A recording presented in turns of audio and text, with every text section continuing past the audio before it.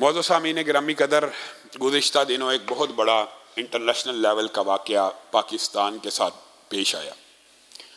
गुज़िश्ता हफ्ते अचानक पाकिस्तान के एक हमसाया मुल्क ईरान ने पाकिस्तान के ऊपर रात में या दिन में किसी वक़्त में एक मिसाइल हमला किया, जिसने पाकिस्तान की सरहदों को और इंटरनेशनल लॉज के मुताबिक जितने भी कवानीन हैं उनको पमाल करते हुए पाकिस्तान की फ़िज़ाई हदूद में दाखिल हुआ और पाकिस्तान के चंद बच्चों और बच्चियों को और एक फैमिली को शहीद कर गया। इन्ना लिल्लाहि व इन्ना इलैहि राजिऊन।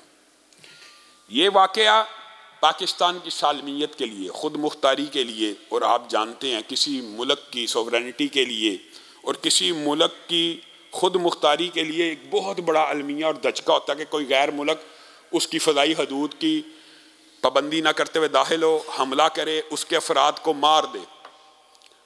ये वाक़या कोई छोटा वाक़या नहीं था, लेकिन बाद लोगों ने इस वाक़े को बड़ा मामूली समझ के पेश करने की कोशिश की। ये जो हमला हुआ ये दहशत गर्दों के ठिकाने पे हुआ। ये एक सबसे बड़ा झूठ। पहली बात, बिलफर्ज अगर पाकिस्तान के अंदर दहशत गर्दी के ठिकाने पे भी हुआ तब भी जायज़ और अलाउड नहीं है। ईरान कौन होता है? अगर उसको कुछ तहफ़्फ़ुज़ात थे पाकिस्तान के साथ, सफारती सतह पे कहता कि ये यहाँ पे आउटफिट्स बैठे हुए हैं जो दहशत गर्द हैं, खबर इंटेलिजेंस शेयर की जाती, उनको पकड़ा जाता। अव्वल तो वो एक फैमिली, बच्चे और बच्ची को आपने उनकी तस्वीर देख ली हैं।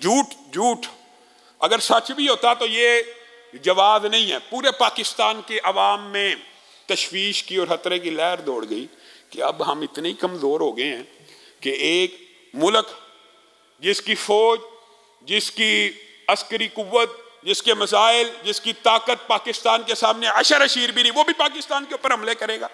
पूरे पाकिस्तान की कौम का फ़ौज से एक ही मुतालबा था और पाकिस्तानी हुकूमत से एक ही मुतालबा था कि इसका फिलफोर रद्द अमल दिया जाए। मैंने भी एक जमात के सरबराह होने के नाते अपने तहफ़्फ़ुज़ात का इजहार किया और फ़ौज से ये बात कही कि पाकिस्तान के सारे मुसलमान और बिलखसूस जमीयत अहले हदीस और अहले हदीस यूथ फोर्स के नौजवान फ़ौज के शाना बशाना हर महाज पे मुल्क की दिफा के लिए, सरहदों के दिफा की जब भी बारी आएगी आपके साथ खड़े हैं, आप एक्शन लें। पूरे पाकिस्तानी कौम के मुतालबे के ऊपर अल्लाह के फजल करम से पाकिस्तान ने तहज्जुद के वक़्त कल ईरान को जवाब दिया, और ऐसा जवाब दिया कि दांतों को खट्टा कर दिया, और उनको पता चल गया कि पाकिस्तान की अस्करी कुव्वत और पाकिस्तान के पास किस किस्म की इंटेलिजेंस मौजूद है। वहाँ पे उन दहशत गर्दों को निशाना बनाया गया जो पाकिस्तान के अंदर दहशत गर्दी में मुलव्वस थे। एक अरसा हुआ, शुक्र ISPR ने, फ़ौज ने, फॉरेन मिनिस्ट्री ने, वजारत खारजा ने बयान जारी किया। एक अरसे से हम जब ये बात कहते हैं कि यहाँ से दहशत गर्दी होती है, इस बॉर्डर से भी दहशत गर्दी होती है, और ख़ास तौर पे उलमा की टारगेट किलिंग का बहुत बड़ा काम यहाँ से सर अंजाम दिया जाता है, जिसकी इब्तदा, जिसका सबसे पहले मुतअस्सिरा फरीक आपके सामने खड़ा है। मेरे वालिद मोहतरम को इन्हीं बॉर्डरों से और इन्हीं मुमालिक की तरफ से हेड मनी का ऐलान था, और उन्हीं के करिंदों ने और उन्हीं के सहूलतकारों ने अल्लामा शहीद को बम के धमाके में शहीद कर दिया। और एक अल्लामा शहीद नहीं, 8000 से ज़ायद उलमा, 8000 से ज़ायद इस दहशत गर्दी का शिकार हुए जो टारगेट किलिंग कर करके इस मुल्क की तरफ से हुई है। बरादर मुल्क है, इस्लामी मुल्क है, ठीक है, लेकिन भाइयों को भी कत्ल की इजाज़त नहीं होती। बरादराना ताल्लुकात हैं, ईरान ने हमेशा साथ दिया, पाकिस्तान का इंडिया के साथ जंगों में भी साथ दिया, लेकिन उस वक़्त हुकूमतें और थी। जिस वक़्त से खास मसलक की नुमाइंदा हुकूमत आई है, इनके पाकिस्तान के अहले सुन्नत के बारे में जज्बात दुरुस्त नहीं है, और एलानिया वो पाकिस्तान के अहले सुन्नत को टारगेट करते हैं। कभी नासबी कहते हैं, कभी गुस्ताहे अहले बैत कहते हैं, कहानी बनाई हुई है, और टारगेट कर करके इनको शहीद किया जाता है। तो हुकूमत को और इदारों को इस बात का भी नोटिस लेना चाहिए कि ये लोग जो रहते पाकिस्तान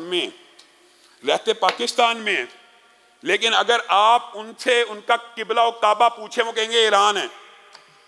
जो पाकिस्तान में रह के अपना मुल्क ईरान समझता है, उसको ईरान डिपोर्ट कर दीजिए, उसको पाकिस्तान से निकाल दीजिए।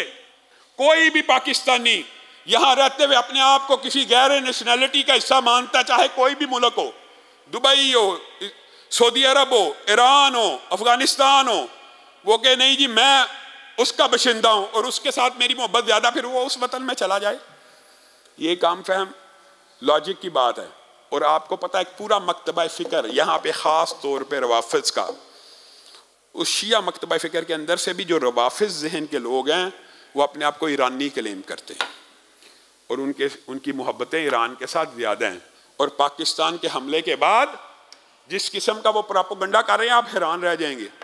वो कह रहे हैं, आप अगर उनकी ट्वीटें देखें और सोशल मीडिया पे जो कोहराम मचा आप देख के हैरान रह जाएंगे। वो कह रहे हैं ईरान ने भी बलोची मारे थे और पाकिस्तान ने भी बलोची मार दिए। इन्ना लिल्लाहि व इन्ना इलैहि। कैसा तास्सुब है, कैसा तास्सुब है। फौज के खिलाफ, इदारों के खिलाफ, हुकूमत के खिलाफ, रियासत के खिलाफ ये प्रोपेगेंडा किया जा रहा है कि ईरान ने अगर गलती की, अव्वल तो उनकी गलती मानने के लिए तैयार ही नहीं है। पाकिस्तान ने जो जवाब दिया ये तो इतनी बड़ी गलती है, वो तो बलोची थे, पाकिस्तान ने अपने मुल्क के बंदों को मार दिया। भाई अगर बलोची थे वहां क्या कर रहे थे? ईरान के अंदर 40-50 किलोमीटर के अंदर जाके पाकिस्तान ने उन टारगेट्स को निशाना बनाया। अल्लाह के फजल से पाकिस्तान की इंटेलिजेंस के ऊपर भी दाद है कि वो एक एक चीज की खबर रखते हैं। अगर इतनी सेंसिटिव मैटर की खबर रखते हैं तो ये नहीं खबर रखते कि उलमा की जो सारी टारगेट किलिंग हो रही है यहाँ से हो रही है। बरादर मुल्क है, इस्लामी मुल्क है, हम भी मानते हैं इस्लामी मुल्क का बरादराना रवैया होना चाहिए, लेकिन भाई भी कत्ल करके भाई नहीं रहता, हमले करके भाई नहीं रहता। भाई रहना है तो भाइयों की तरह अमली मुजाहरा किया जाए। अब अगर पाकिस्तान ने जवाब दे दिया तो हमारा मुतालबा फिर ये है कि ठीक है, सफारती सतह के ऊपर वजारत खारजा के जरिए मामलात को कूल डाउन किया जाए। बदला हो गया, बदला पूरा हो गया। पाकिस्तान की खुद मुख्तारी और सालमियत को जो चैलेंज दरपेश थे आपने जवाब दे दिया। अब वक्त आ गया है कि दोबारा सफारती ज़राए से मामले को ठंडा किया जाए। लेकिन ये पूरी दुनिया के ऊपर तासुर जाना चाहिए कि पाकिस्तान के ऊपर जब भी हमला होगा पाकिस्तान जवाब देगा और अपनी फ़िज़ाई हदूद की, सरहदी हदूद की किसी को मुखालफत नहीं करने देगा।